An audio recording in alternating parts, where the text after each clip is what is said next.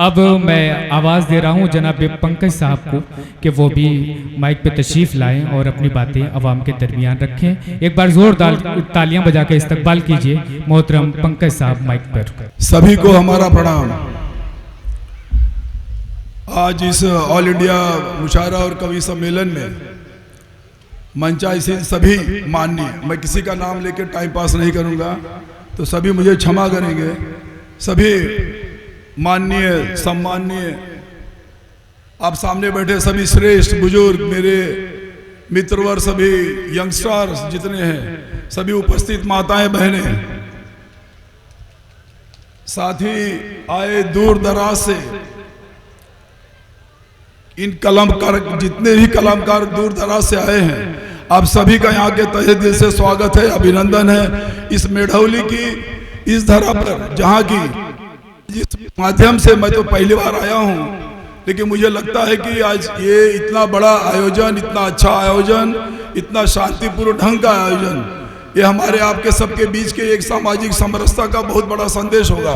और होना चाहिए भी। मैं पॉलिटिकल आदमी नहीं हुई, हमारी खाली कपड़ा ही नजर आवा था कि राजनेता वाला है, नेता वेता न हुई। यहाँ हमारा कायदे से हमारा आपस सब जो मेन बात है हमारी आपकी, मैं इस क्षेत्र से बहुत जुड़ा हूँ, बहुत पुराने से जुड़ा हूँ, जिसके लिए कि मैं मुजम्मिल भाई प्रधान जी और आपकी सभी टीम का तहे दिल से आभार मानता हूँ कि मुझे यहाँ आने का बहुत बार मौका दिए, बहुत कुछ जो ऊपर वाला कराया वो करने का मौका दिए, और मैं उसी के तहत आप लोग के बीच में रहना भी चाहता हूँ, जीना भी चाहता हूँ और ये समरसता बनाए रखना चाहता हूँ। तो आज इस कलमकारों के आप लोग जरूर होपफुली आप सब इसी समरसता के मैंने कहेंगे ही, और मेरी भी एक गुजारिश है आज उसी समरसता के तहत आप लोग एक इतना अच्छा संदेश और हमारे इस क्षेत्र में जाए, जो कि हमारा रानीगंज, चाहे कोई कुछ भी कहे, मैं पंकज मिश्रा ये बड़े दावे के साथ कह सकता हूँ कि मेरा रानीगंज बहुत सुखी है, बहुत शांति है,